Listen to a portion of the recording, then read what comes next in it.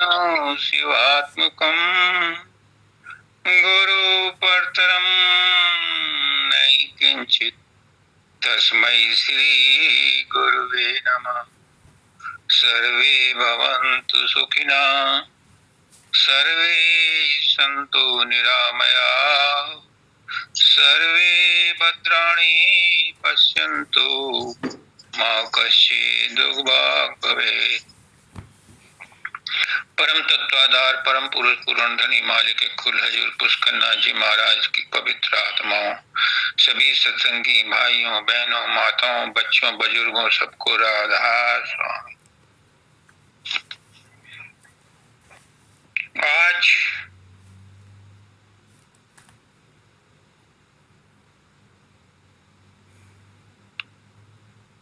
दो बात की आपको बधाई देनी है।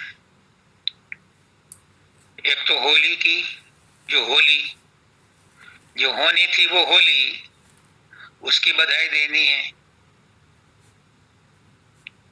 और साथ में ये संदेश देना है कि वो तो होली, लेकिन हमारी होली कब होगी, हमारी होनी जो होनी है वो कब पूरी होगी। क्यों आए हैं हम इस संसार में? परमात्मा ने ये कहा है कि मनुष्य योनि आपका अंतिम जन्म है। इसमें थोड़े से कर्म रह गए हैं, इन्हें साफ करके और उन्हें होली में जला दो और मेरे पास चले आओ। सबके लिए ओपन चैलेंज है परमात्मा की तरफ से, ओपन ऑफर है, अपॉइंटमेंट लेटर है ओपन, कि जो भी अपने कर्मों की होली जला देगा। थोड़े से कर्म है, भारी कर्म तो तुम 84 लाख योनियों में काट के आ चुके, अब थोड़े से बाकी हैं। इन्हें काट करके आप आओ और मेरे परम धाम में, जहां से वापस नहीं जाते, वहां आ जाओ। तो एक तो आपको आज की होली की बधाई देनी है, शुभकामनाएं देनी है कि आपने जैसे भी अपने जीवन में अब तक जो कुछ भी किया,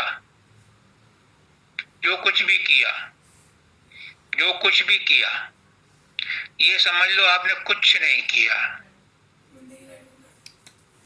ये सब नाटक था, ये सब ड्रामा था। अब जो कर रहे हो वो भी नाटक है, लंबा नाटक है, लंबा स्वप्न है।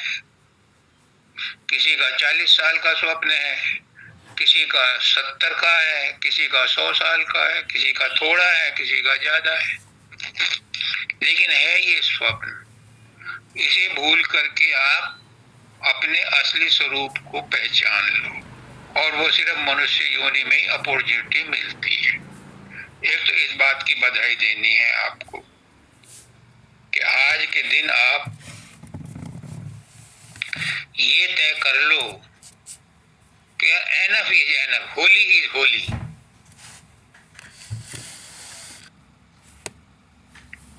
Enough is enough, Holi is Holi. अब मुझे नया चैप्टर खोलना है और खोल करके यहीं बंद करना है। उसे भी खुला नहीं रखना, उसे भी बंद करना, उसकी भी होली जलानी है। समझो मेरी बात को। साधन अभ्यास भी एक नाटक है, ये भी लक्ष्य नहीं है। तो साधन अभ्यास पर भी हमें टिके नहीं रहना है, ये भी पार करके अपने अंतिम स्वरूप में पहुंचना है, लय होना है। उसमें उस लय होने को ही अंतिम होली कहते हैं। तो आप सबको वो अवस्था प्राप्त हो ये मेरा प्रयास भी है, प्रार्थना भी है, विनती भी है और अरदास भी है, क्योंकि परमात्मा ने तो खुला ऑफर दे रखा है। मनुष्य योनि मिलती ही उनको है जिनको के वो अपने पास बुलाना चाहता है।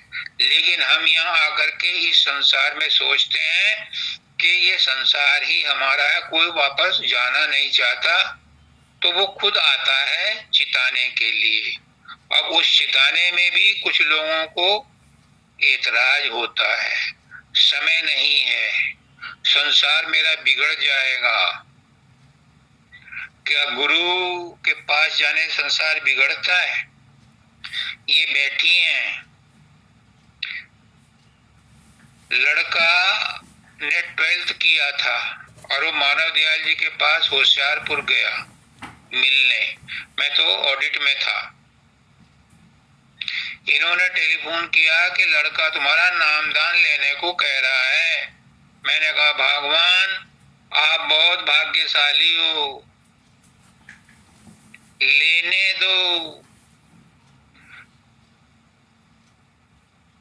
मुझे 35 साल में मिला था, उसे 25 साल में मिल रहा है, लेने दो। 25 भी कहाँ हुआ था, 20 साल का ही रहा होगा। क्यों कि जो संस्कार छोटेपन में पड़ जाते हैं वो स्थायी हो जाते हैं। आज वो मेरे से भी आगे है। तो जिसको गुरु मिल जाता है संसार बिगड़ता नहीं, संसार अच्छे से बन जाता है। दूसरी बधाई देनी है। एक बार जयश्री ने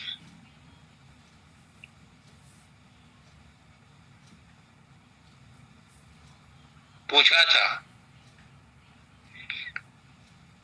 कि गुरु की जन्मदिन क्यों मनाते हैं? आम आदमियों का मनाते हैं, चलो ठीक है, परंपरा है, लेकिन गुरु का क्यों मनाते हैं? तो पुष्करनाथ जी ने जवाब दिया कि गुरु का इसलिए मनाते हैं कि गुरु ने जो हमें ज्ञान दिया है या ज्ञान देने आया है, क्या हमने वो पूरा कर लिया? कम से कम उनके जन्मदिन पर ये बात याद करो और अपने होमवर्क को पूरा करो। लेकिन जब हमने फर्स्ट टाइम कोरोना में वीडियो कॉन्फ्रेंसिंग से पहली बार मीटिंग वीडियो कॉन्फ्रेंसिंग की उनके जन्मदिन पर मनाई थी, शुरू किया था, तो वो भी खुश हुए और सत्संगी भी बड़े खुश हुए कि कोरोना में इतने दिन हो गए अब तक गुरु जी से मुलाकात नहीं हुई, तो वीडियो के जरिए उस दिन उनका जन्मदिन मनाया और सबने सबसे बात की। उस समय पुष्करनाथ जी ने कहा था कि तुम लोगों ने प्रयास किया, तुम्हें सफलता मिली, तुमने मेरा जन्मदिन मनाया, तो मैं भी तो तुम्हें कुछ रिटर्न गिफ्ट दूं। ये उनके शब्द हैं। तो आज आपने जो राजेश का जन्मदिन मनाया है, ये तो शरीर का बनाया है। राजेश शरीर में रहता है लेकिन शरीर का नहीं है। वो तो अजर अमर अविनाशी है। क्योंकि वो इस शरीर में है और आप उसी से जानते पहचानते हो, तो इस शरीर में जो आपने जन्मदिन मनाया है तो उसका भी तो फर्ज है कि आपको कुछ रिटर्न गिफ्ट दे। और रिटर्न गिफ्ट इससे बढ़िया क्या हो सकता है कि वो आपको याद दिला रहा है आपका वायदा। आप क्या वायदा करके आए थे परमात्मा से गर्भ में कि मैं बाहर आते ही आपको आपका सुमरन ध्यान करूंगा, जो कष्ट गर्भ में होते हैं उनसे बचने के लिए मैं आपके पास वापस आऊंगा। तो मैं वही याद दिला रहा हूं कि आप अपने वायदे को याद करो और ये मत सोचो कल कर लेंगे। कल काल के हाथ में है। मैं ये नहीं कहता कि कल को मृत्यु हो जाएगी, लेकिन कब हो जाएगी इसकी भी कोई गारंटी नहीं है, कभी भी हो सकती है। इसलिए आज का काम आज ही कर लो, आज ही अपने कमियों को दूर कर लो। जो आपने वायदा किया था उसे पूरा करने के लिए आज से ही जुट जाओ। ये मत समझना कि अभी हम बिजी हैं, अभी हम नौकरी कर रहे हैं, अभी हम ग्रस्त में उलझे हुए हैं, अभी हमें बच्चों की परवरिश करनी है। ये बच्चे किसके हैं? परवरिश करने वाले आप कौन हैं? आपकी परवरिश कौन कर रहा है? हमारी परवरिश तो वो परमात्मा कर रहा है, जिसको हम सद्गुरु कहते हैं। तो जो हमारी परवरिश वो कर रहा है, तो बच्चे किसके हैं? बच्चे भी उसी के हैं, परवरिश भी वही कर रहा है। जिन बच्चों के माँ नहीं होती या बाप नहीं होता, या माँ बाप दोनों ही नहीं होते, क्या उनकी परवरिश नहीं होती? क्या वो पढ़ते लिखते नहीं, या उनको नौकरी नहीं मिलती, या वो अच्छे नहीं पोजीशन में जाते हैं? क्योंकि हम सबकी परवरिश करने वाला वही परमात्मा है। हम अहंकार के वश में होकर के बहाने ढूंढते हैं।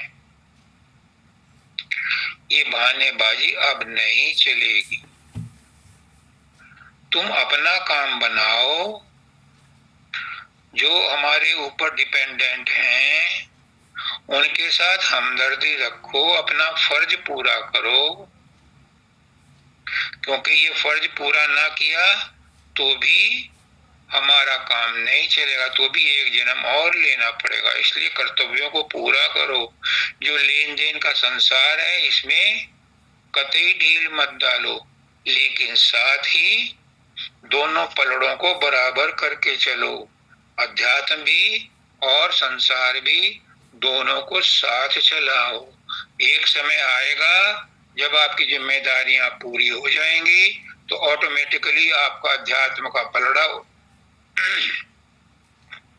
भारी होगा और संसार से आपको विरक्ति महसूस होगी।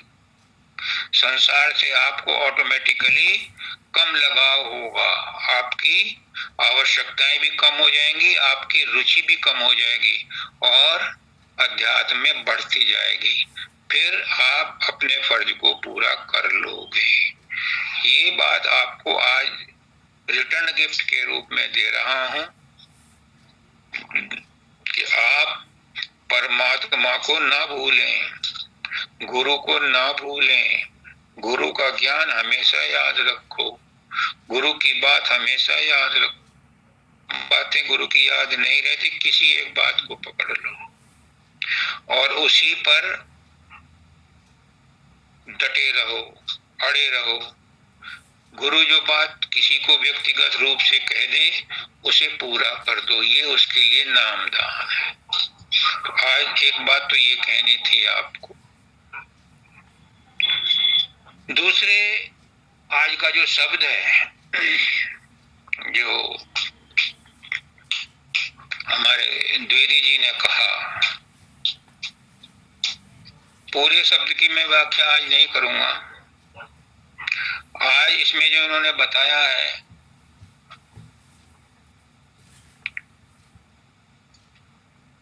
रूप कठाट बाट लहिए, क्या है वो? रूप स्वरूप।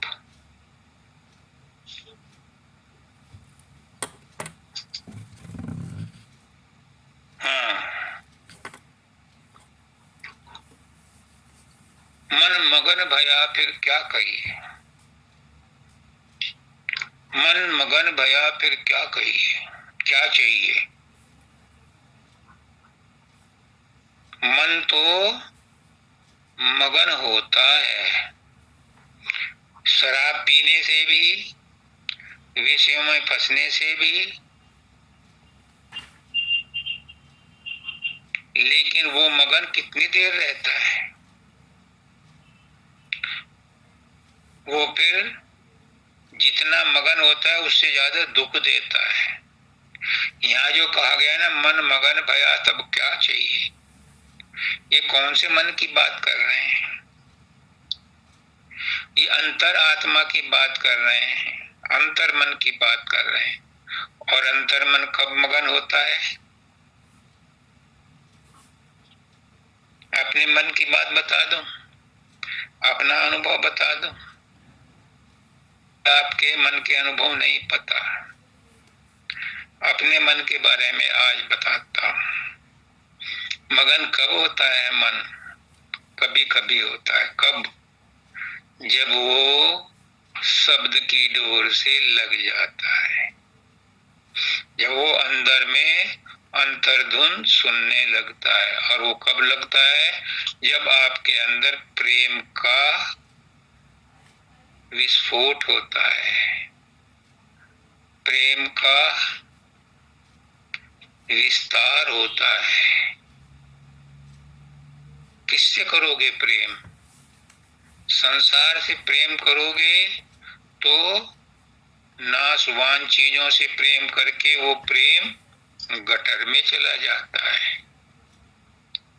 नाशवान चीजों के पीछे जो सत्य है, उसके पीछे जो सार है, संसार में जो सार है, पत्ती में जो रंग है, फूल में जो खुशबू है, वो है सार। वो खुशबू संसार की नहीं है।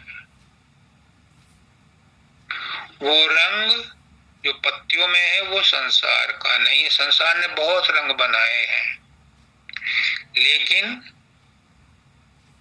किसी ने कहा है खुशबू आ नहीं सकती कभी कागज के फूलों से। रंग बिरंगे फूल बनाते हैं, कागज के भी, प्लास्टिक के भी, उन पर सेंट भी छिड़कते हैं, लेकिन वो मजा, वो खुशबू उनमें नहीं आती जो कुदरत के फूलों में आती है। क्यों? क्योंकि कुदरत के फूलों में परमात्मा रहता है, सदगुरु रहता है। तो मगन भया तब क्या चाहिए? मगन तब होता है, मगन अंतर्मन, जब उसका परमात्मा से प्रेम हो जाता है। उस प्रेम में वो मगन होता है। फिर मगन होकर के क्या होता है? फिर वो प्रेम में हो जाता है, फिर वो परमात्मा मय हो जाता है, फिर वो गुरु में हो जाता है, फिर वो गुरुमुख हो जाता है, फिर वो संत हो जाता है। क्या चाहोगे स्वाद लेना उसका? हम सब उस स्वाद को लेने के लिए एलिजिबल हैं, क्योंकि हम मनुष्य योनि में आए हैं। हमें वो सर्टिफिकेट मिला हुआ है, हमारे अंदर वो क्वालिटीज हैं, हमारे अंदर वो क्वालिफिकेशन है, लेकिन हम उनका इस्तेमाल नहीं करते। हम संसार को ही महत्व देते हैं, परमात्मा को नहीं, सदगुरु को नहीं। सदगुरु से मिलते हैं तो भी संसार की चीजें मांगते हैं, परमात्मा से प्रार्थना करते हैं, मंदिर जाते हैं तो भी हमारे मन में संसार की कोई ना कोई भावना होती है कि हम इतने का प्रसाद चढ़ाया, हमें कहते हैं वो मेरी मांगे पूरी कर दे, मैं चुनरी चढ़ाऊंगी। यानी परमात्मा के साथ सौदा करते हैं कि मैं तुझे प्रसाद चढ़ाऊंगा, मेरी ये मांग पूरी कर दे। ये तो सुमरन नाई। माला तो मुख में फिरे, जीभ फिरे मुख माई। माला तो कर में फिरे, जीभ फिरे मुख माई।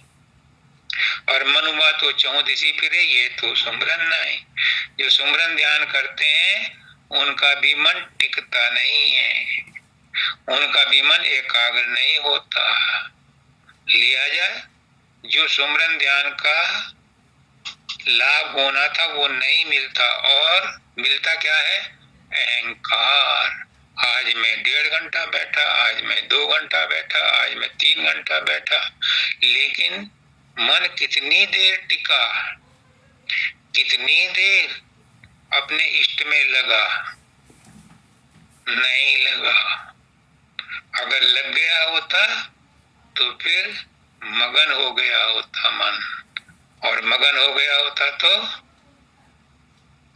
रस मिलता, क्योंकि परमात्मा के साथ मिलकर के रस मिलता है, अमृत रस मिलता है। फिर उसके चेहरे की रौनक ही और होती है। फिर ब्यूटी पार्लर में जाकर के भी ऐसी रौनक नहीं मिलती जैसी आत्मज्ञानी के चेहरे पर होती है। ये अनुभव की बात है। तो मन मगन भया, फिर क्या चाहिए? फिर कुछ नहीं चाहिए। फिर संसार की दौलत फीकी लगने लगती है, संसार के रिश्ते नाते सब फीके लगने लगते हैं। जबरदस्ती उसे संसार में फिर खींचा जाता है। आज यहाँ चलो, आज वहां चलो, आज उसकी शादी में चलो, आज उसकी शादी में चलो, जबरदस्ती ले जाया जाता है। उसकी इच्छा नहीं रहती, क्योंकि वो कहीं और जुड़ चुका है।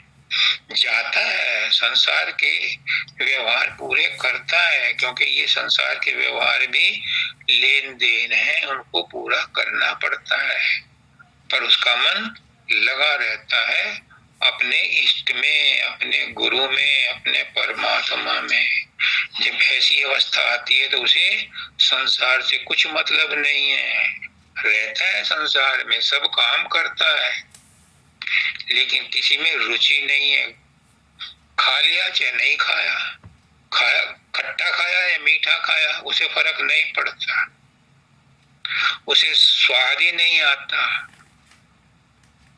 वो एक रस रहता है, वो प्रेम रस रहता है। एक आता है इसमें रूप का ठाट बाट लइए। अब रूप का ठाट बाट क्या है? रूप क्या है? नाम रूप दो ईश उपाधि। ये नाम और रूप का ही संसार है। इस संसार में नाम और रूप ही है और कुछ नहीं है, बाकी तो सब कचरा है, बाकी तो सब संसार है। इसमें नाम और रूप ही एक सच्चाई है। जो नाम है उसी का रूप है, जो रूप है उसी का नाम है। जितनी भी चीजें हैं सबका रूप और नाम है, लेकिन इनके पीछे जो असली नाम और रूप है वो परमात्मा का है, वो आत्मा का है, वो आपका है। आप ही उन सब रूपों में विद्यमान हो, आप ही उन सब नामों में विद्यमान हो। नाम क्या है? रूप का तो आपको पता होगा कि रूप क्या होता है, पर पूरा पता रूप का भी नहीं है। आज समय मिला तो बताता हूं। जो गुरु मुझसे कहलवा रहा है वो वही कहलवा रहा है जो वो कहलवाना चाहता है। राजेश के पास कुछ नहीं है सिवाय गुरु की। गुरु ने उसके द्वारा जो कहना है, कहलवाना है, आपको संदेश देना है, वो देता रहता है। क्यों? गुरु को आपसे प्यार है। आप भले गुरु से प्यार ना करो, लेकिन गुरु को आपसे प्यार है, गुरु आपको वापस बुलाना चाहता है। इसीलिए राजेश बार बार कहता है कि चल सतगुरु की हार। ज्ञान बुद्धि लाई, कर साहब से ने परम पद पाइए। वो प्रेम परम पद पाने के आप सब अधिकारी हो। नाम किसका नाम है? हजूर सदानंद जी महाराज कहते थे कि जपते रहो राधा स्वामी अरबों खरबों बार। ये नाम वो नाम नहीं है जिस नाम को लेने से परम अवस्था मिलती है। फिर वो कौन सा नाम है? तुलसीदास जी कहते हैं कि राम से अधिक नाम प्रभुताई, राम न कई नाम गुण गाई। राम भी अपने नाम का गुण नहीं गा सके। वो नाम वो है जिसको राम भी गुण नहीं गा सके।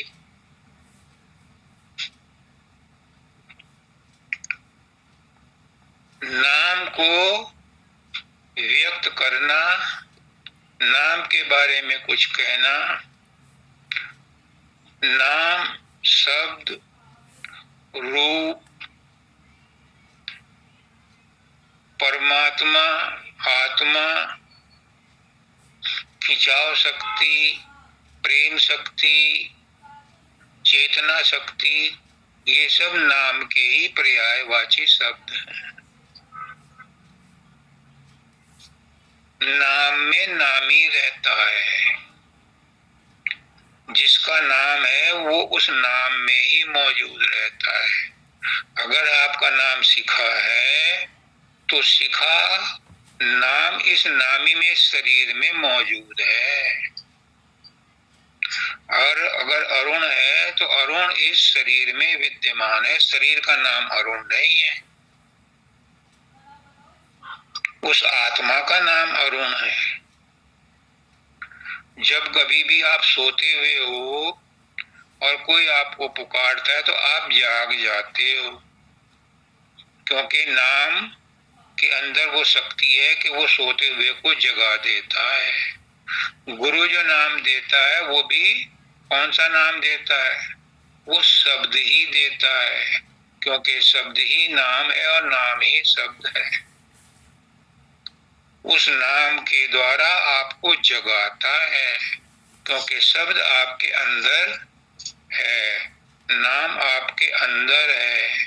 उसको जगाने के लिए बाहर का गुरु आपको नाम देता है।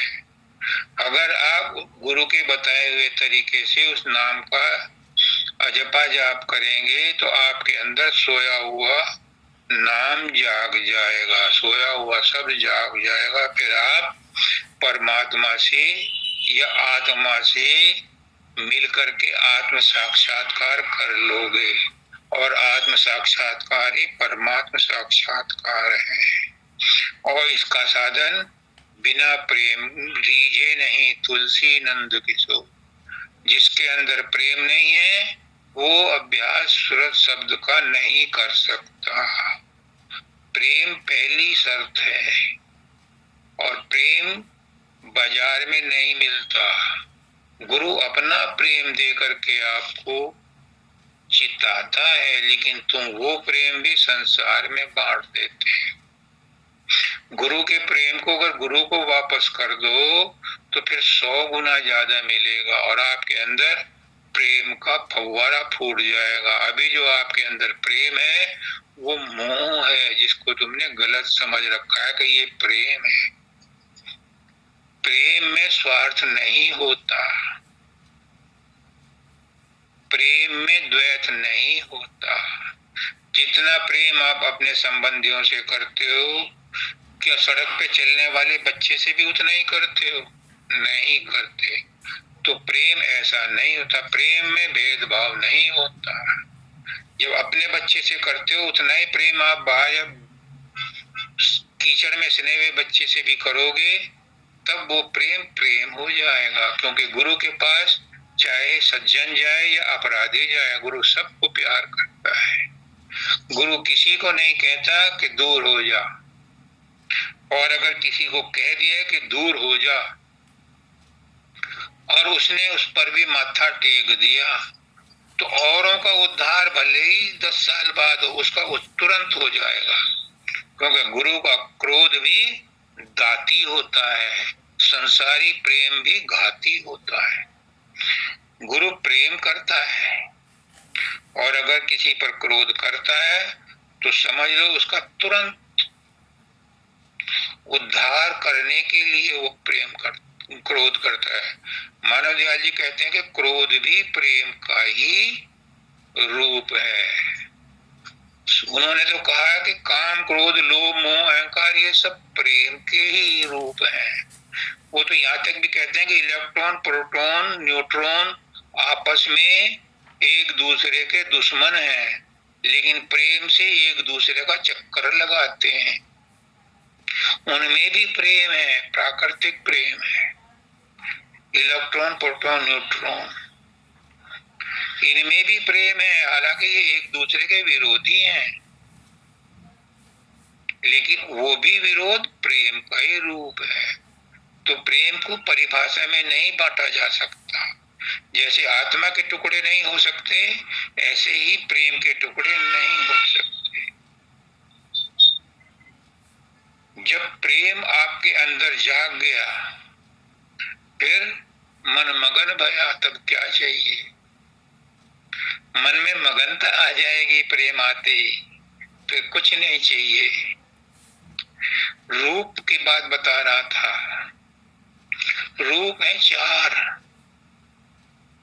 आप कहोगे रूप भी 4 हो गए, मैं तो रूट कॉज में जाता हूं। 4 तरह की चीजें हमारे सामने हैं, तो उनके 4 तरह के रूप हैं। एक स्थूल, एक सूक्ष्म, एक कारण और एक महाकारण। स्थूल का रूप होता है जो सब चीजों का रूप आप देखते हो, और सूक्ष्म, चूंकि सूक्ष्म है इसलिए वो अरूप होता है, वो देखा नहीं जा सकता। मन किसी ने देखा है? नहीं देखा, तो मन अरूप है। एक कारण शरीर है। अब पूछोगे कारण का क्या रूप है? मानव दयाल जी ने बताया कारण का रूप स्वरूप है। आपकी आत्मा का रूप ही आपका रूप है, वो स्वरूप है। तभी तो कहते हैं स्व को पहचानो, अपने आप को पहचानो, ये स्वरूप है आपका, आपकी आत्मा। प्रकाश, जिसे कहते हैं कि प्रकाश पैदा हो गया, उसके अंदर स्वरूप पैदा हो गया, उसकी आत्मा जागृत हो गई। अब चौथा, वो है अनूप। मालिक अपने आप में अनूप है। जब स्वरूप अनूप से मिल जाता है तो स्वरूप भी अनूप हो जाता है। ये 4 अवस्थाएं हैं आपके प्रेम की, आपके शब्द की, आपके नाम की। फिर जब आप स्वरूप में आ जाते हो तो अनूप से दूर नहीं रह सकते। शब्दानंद जी महाराज ने किताब लिखी है अजाय पुरुष। वो अजाय पुरुष ही अरूप है।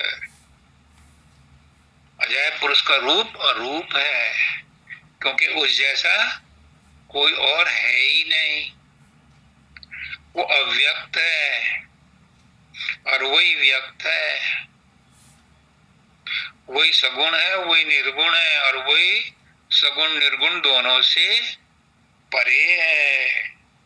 नाम की बात चल रही थी, नाम सगुण भी है, नाम निर्गुण भी है, और नाम निर्गुण सगुण दोनों से परे है।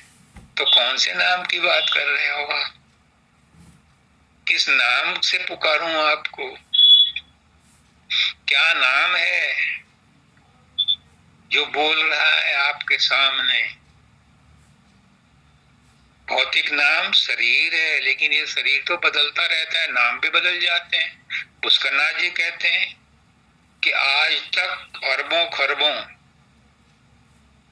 जन्मों में नाम और रूप बदलते चले आए हैं, एड्रेस बदला है, माँ बाप बदले हैं, लेकिन तुम वही हो। तुम वही हो, तुम नहीं बदले। बचपन में बच्चे थे, फिर किशोर अवस्था आई, फिर जवान हुए, फिर अधेड़पन आया, फिर बुढ़ापा आया, लेकिन ये शरीर का आया, आपका नहीं आया। आप तो अविनाशी हो, अजर अमर हो। आपका नाम नहीं बदलता, नाम तो रूप का बदलता है। रूप के बारे में मैंने आपको बता दिया। अगर अपने रूप की पहचान हो गई तो फिर आपका रूप भी नहीं बदलेगा। फिर आप अपने स्वरूप में रहोगे। और स्वरूप और स्वभाव कभी नहीं बदलता। कृष्ण भगवान कहते हैं अर्जुन को, अपने स्वभाव में रहो, स्वभाव को पहचानो। हमारा स्वभाव क्या है? कभी सोचा? हमारा स्वभाव है अपने आप में बढ़ते निज दिन करें दया की दृष्टि। जो अपने स्वभाव में बरतता है वो संत होता है, वो सद्गुरु होता है, वो परमात्मा होता है। जो अपने रूप में बरतता है। और हम क्या करते हैं? हम दूसरों के रूप में बरतने की कोशिश करते हैं। गेंदा का फूल कभी नहीं कहता कि मैं गुलाब का हो जाऊं, और हम सब यही करते हैं कि हम जो हैं हम कुछ और हो जाएं, कुछ और बन जाएं। सोचो, अपने आप से पूछो, अपने दिल में झांक के देखो।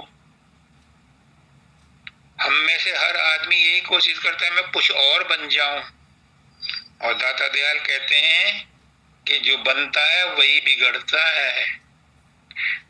अगर आप अपने स्वरूप में रहो, अपने स्वभाव में रहो, कुछ बनने की कोशिश मत करो, तो आपका बेड़ा पार है। लेकिन हम अपने स्वभाव में नहीं रहते। क्रोध करना हमारा स्वभाव है? नहीं। कोई आदमी 24 घंटे पूरा महीना क्रोध में रह सकता है? नहीं। फट जाएगा दिमाग, ब्रेन हेमरेज हो जाएगा।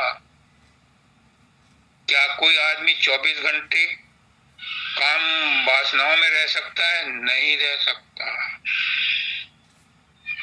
क्या कोई आदमी 24 घंटे मुंह में लिपटा रह सकता है? नहीं रह सकता। टट्टी पेशाब को जाना ही पड़ेगा। अगर मोह है तो टट्टी पेशाब भी क्यों जाते हो? उससे भी मोह करो, सब चीजों से मोह करो। नहीं कर सकते, ये हमारा स्वभाव ही नहीं है। 24 घंटे क्या कोई अहंकार में रह सकता है? नहीं रह सकता। नॉर्मल होना पड़ता है। यहाँ तक के 24 घंटे कोई समाधि ध्यान में भी नहीं रह सकता। बाबा फकीर कहते हैं जब मैं उस अवस्था में जाता हूँ तो सब कुछ भूल जाता हूँ, लेकिन थोड़ी देर के बाद वहां से धकेल दिया जाता हूँ। और जब नीचे आता हूँ तो मुझे शारीरिक बोधभान को पूरा करने के लिए मानसिक रूप से भी और शारीरिक रूप से भी आना पड़ता है, उतरना पड़ता है, और मुझे फिर कष्ट होता है। तो कोई भी एक अवस्था में हर समय बरत नहीं सकता, लेकिन इतना हो सकता है जो उस परम अवस्था में पहुंच जाता है वो संसार में रहता हुआ भी मगन रहता है। फिर उसे संसार के लोभ मोह अहंकार ईर्षा द्वेष इच्छा वासा कामना तृष्णा परेशान नहीं करते। संसार के व्यवहार करता है, लेकिन संसार के व्यवहार में वो समता में रहता है।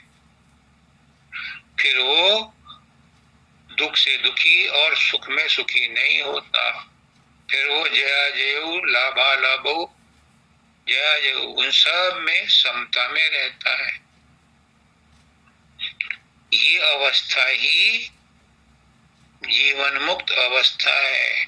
इसे प्राप्त करना ही हमारा उद्देश्य है और ये जीते जी प्राप्त करनी है। कोई सोचे कि मरने के बाद ये अवस्था मिल जाएगी, गलत रास्ते पर है वो।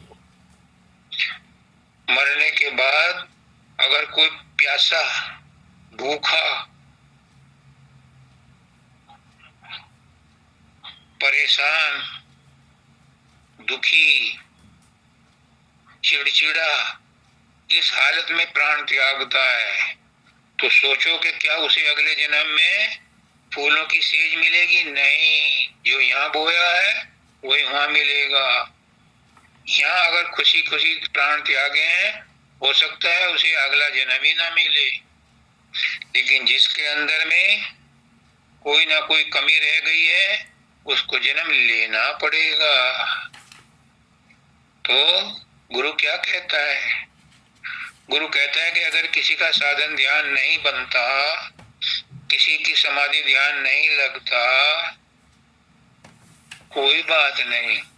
अगर उसके अंदर परमात्मा से मिलने की जबरदस्त चाह है, विरह है, तड़पता है परमात्मा से मिलने के लिए, लेकिन साधन नहीं बनता, और अंत समय में उसे वो विरह परमात्मा से मिलने की बनी हुई है, तो उसने जिंदगी में भले ही राम का नाम न लिया हो, गुरु की सेवा न की हो, अगर अंत समय में उसे गुरु का ज्ञान याद आ गया या ये याद आ गया कि मुझे तो परमात्मा से ही मिलना है, तो वो परमात्मा से मिलेगा, उसका दूसरा जन्म नहीं हो। और अगर कोई बहुत समाधि ध्यान लगाता है, बहुत सत्संग करता है, बहुत धार्मिक है, बहुत अनुष्ठान करता है, लेकिन उसकी संसार में रहने की चाहत है, उसे संसार की किसी वस्तु से लगाव है, तो उसका अध्यात्म का जितना भी प्रयोग किया है वो काम नहीं आएगा, उसे जन्म लेना पड़ेगा। तो मैं यही कहता हूँ आपसे कि उस परमात्मा को, उस सदगुरु को हमेशा याद रखो।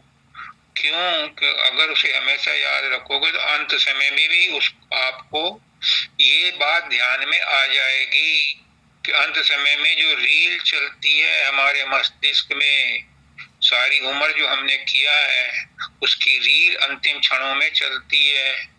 उस समय जब वो रील चलेगी तब आपको अगर गुरु ज्ञान ये याद आ गया कि ये सब नाटक है, ये सब ड्रामा है, ये मैंने नहीं किया, मेरा सतगुरु मेरे साथ है, मेरे सतगुरु का ये ज्ञान है कि ये सब नाटक है, तो आपका अगला जन्म नहीं होगा, क्योंकि अंत मता सुगता, अंत समय में आपकी कोई इच्छा नहीं थी तो आपका जन्म नहीं हुआ। आत्मा क्यों आएगी जन्म लेने के लिए? आत्मा मजबूर होती है जन्म लेने के लिए, इसलिए कि हमारी इच्छाएं बाकी रहती हैं, और इच्छाएं शरीर में ही पूरी हो सकती हैं, बिना शरीर के कोई इच्छा पूरी नहीं। और अगर किसी की कोई इच्छा नहीं है तो उसका पुनर्जन्म भी नहीं है। ये पुष्करनाथ जी डंके की चोट पर कह गए, मानव दयाल जी कह गए, सबलानंद जी ने ये बार बार रिपीट किया है कि मन में कोई भी इच्छा, आशा, वासा, तृष्णा नहीं रहनी चाहिए। परमात्मा से मिलने की इच्छा ही हमें काफी है। एक शब्द है दाता दयाल का, मैं पूरा नहीं कहूंगा, एक ही लाइन है, गुरु नाम का ले आधार सखी। नाम की बात चल रही है तो ये शब्द भी इम्पोर्टेंट हो गया। गुरु नाम का ले आधार सखी, क्यों दिया गया जोर गुरु नाम का? गुरु नाम क्या है? क्या मानव दयाल जी का नाम गुरु है? क्या बाबा जयमल सिंह का नाम गुरु है? नहीं, बाबा सामन सिंह जी कह गए कि दाढ़ी मूछ वाला गुरु को मत देखते रहना। गुरु नाम है आपके अंदर जो शब्द की धार, शब्द की गूंज हो रही है, वो असली गुरु है। जो प्रकाश है वो असली गुरु है, उसको पकड़ो। वो तुम्हारी मदद करेगा। बाहर का गुरु तो हमें सिर्फ अंदर में घुसने का रास्ता बताता है, अंदर में घुसने का तरीका बताता है। फिर जब अंदर का गुरु जाग जाता है, शब्द जाग जाता है, प्रकाश पैदा हो जाता है, तो फिर अंदर में वो सहायता करते हैं। जिनको कोई मानसिक परेशानी हो, जिनको जिनका मन चंचल हो, जिनका मन में दुविधा हो, जो शारीरिक रूप से मानसिक रूप से अपने आप को अक्षम समझते हैं, अपने आप को कमजोर समझते हैं, जिनको रात को नींद नहीं आती, जिनको हर समय चिंता सताती है, उनके लिए एक मंत्र है। क्या? कि तू मेरा मैं तेरी। हमेशा उसे अपना बनाने के लिए जाप करो। मैं तेरा हूँ, तू मेरा है, मैं तुझसे अलग नहीं हूँ, तू मुझसे अलग नहीं है। अगर नींद नहीं आ रही तो तुझे भी नींद नहीं आ रही, अगर नींद आ रही है तो तुझे भी नींद आ रही है।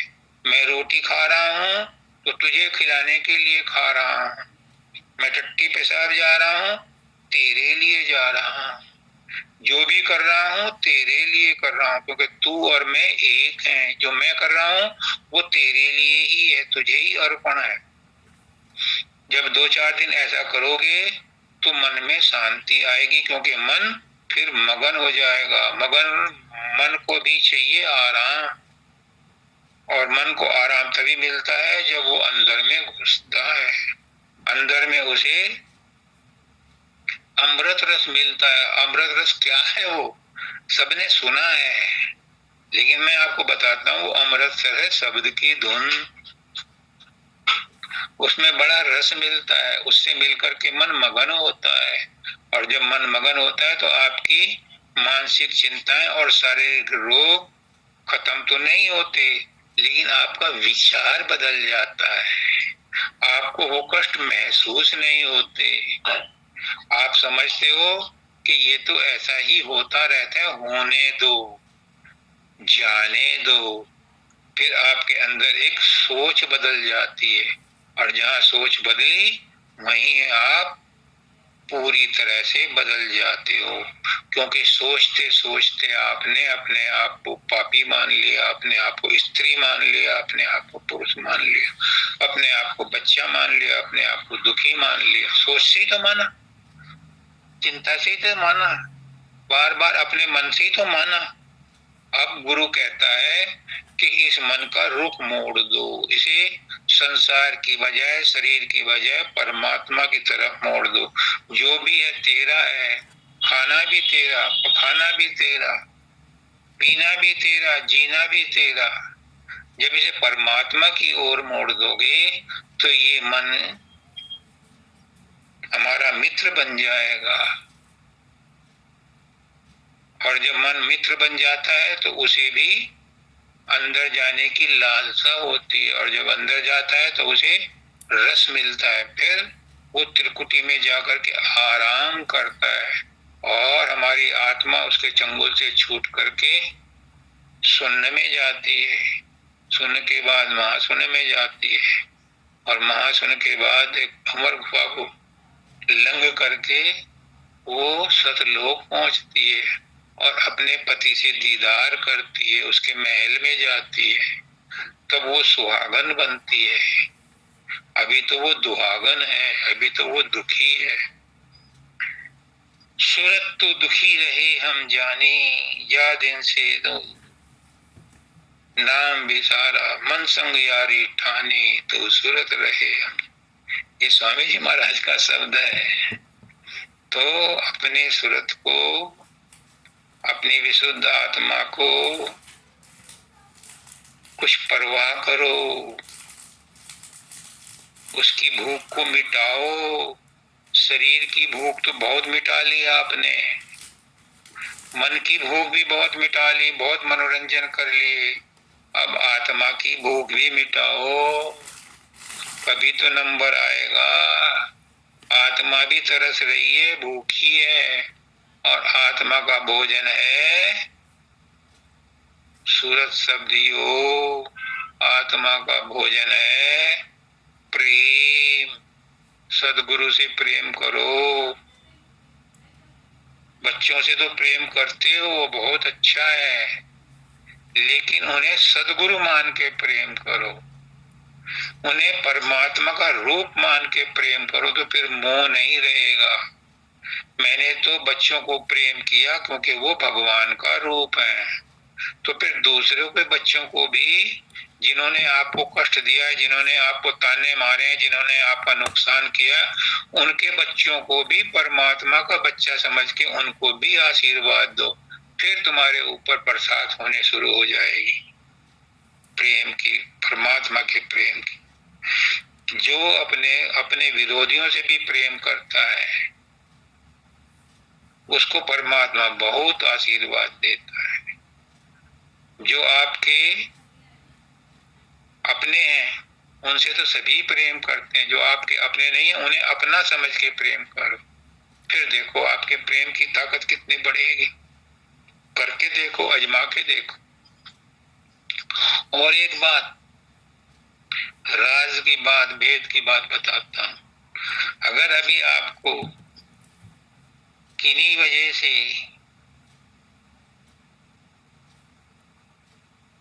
कठिनाई आती है, आती है, एकदम से ऐसा नहीं होता, आती है कि आप अपने विरोधियों से जाकर के एकदम से उनके बच्चों को प्यार नहीं कर सकते, आती है, तो उसका इलाज है क्या? मन से उन्हें शुभ कामनाएं दो, मन से उनके लिए शुभ संकल्प करो।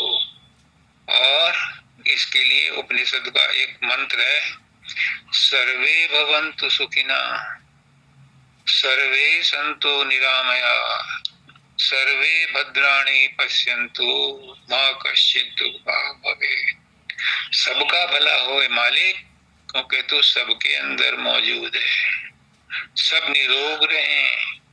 गुरु क्या करता है? जो भी आता है उसे कहता है जाओ ठीक हो जाओगे। क्यों?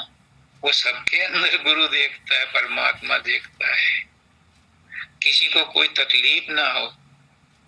इससे क्या होगा कि दूसरे का भला हो या ना हो, तुम्हारा भला हो जाएगा, क्योंकि तुम्हारे अंदर प्रेम जागृत हो गया है, तुम्हारा मन पवित्र हो जाएगा, तुम्हारा मन निर्मल हो जाएगा। और जिसका मन निर्मल हो जाता है, मन मेरा निर्मल भया जैसे गंगा नीर, और पाछे पाछे हरि फिरे कहत कबीर कबीर, फिर वो संत हो जाता है, फिर उसके अंदर परम तत्व प्रकट हो जाता है, फिर वो सबका कल्याण करता है, फिर वो किसी बंधनों में नहीं बनता, वो सीमित से असीमित हो जाता है, असीम हो जाता है। और आप सब के अंदर वो असीम बैठा है, सिर्फ उसे जागृत करने की जरूरत है। वो असीम बैठा है, आप असीम हो, आप अजर अमर अविनाशी हो, आप सर्वव्यापक हो, सबके मुंह से आप ही बोलते हो, सबके पैरों से आप ही चलते हो, सबके हाथों से आप ही काम करते हो, सबके शरीरों में आप ही सांस ले रहे हो। ये कोई अतिशयोक्ति नहीं है, हाइपरबोल नहीं है, ये फैक्ट है, क्योंकि आपके अंदर वही परमात्मा बैठा है, परम तत्व बैठा है जिसकी मैं बात कर रहा हूं। पहचानो अपने आप को, तुम शरीर नहीं हो, तुम शरीर के मालिक हो, तुम मन नहीं हो, मन के मालिक हो, तुम आत्मा हो, तुम परमात्मा हो। पहचानो अपने आप को, अपने संकुचित दृष्टिकोण को विस्तृत करो। कोई कह सकता है कि मैं परमात्मा का बेटा नहीं हूं? कोई नहीं कह सकता। और जब तुम परमात्मा के बेटे हो, तो फिर तुम स्त्री कैसे हो गए, पुरुष कैसे हो गए, तुम बालक कैसे हो गए, तुम भ्रमित कैसे हो गए, तुम पापी कैसे हो सकते हो।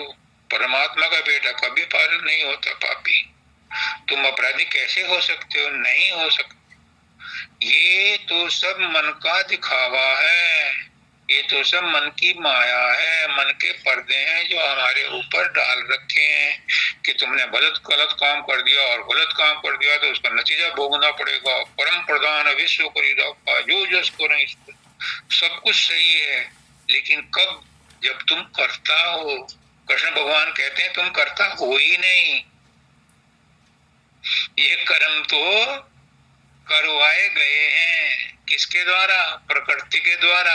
किन्होंने किए हैं, तीन गुणों ने, पांच तत्वों ने, प्रारब्ध ने मिल करके ये कर्म करने की प्रणाली चालू की है। और आत्मा को बंदी बना करके कह दिया ये कर्म तूने किए हैं, वो भी मान गई तो फिर बार बार जन्म ले रही। अब गुरु आया है, आपको सचेत कर रहा है कि तुमने किए ही नहीं, तो मान लो उसकी बात कि मैंने नहीं किए कर्म, तो तुम कर्मों से बरी हो जाओगे। लेकिन गुरु के साथ प्रेम करो, तभी तुम्हारे अंदर वो विस्फोट होगा। समय हो गया है, मैं सबको यही चाहता हूँ कि छोटा सा ग्रुप है हमारा, सब इसमें इसी जन्म में पार हो जाएं। अगले जन्म का कोई भरोसा मत रखना, क्योंकि कल किसने देखा है, अगले जन्म में क्या बनेंगे हम, हमें नहीं पता।